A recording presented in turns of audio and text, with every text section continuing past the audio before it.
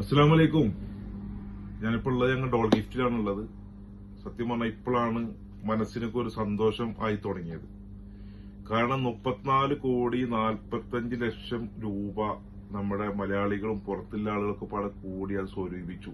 സത്യം പറഞ്ഞാല് ആ ഉമ്മാടെ പ്രാർത്ഥന, ആ ഉമ്മാടെ കരച്ചില് നമ്മളെ മലയാളികൾ മക്കൾ കേട്ടു എന്ന് തന്നെ പറയാം.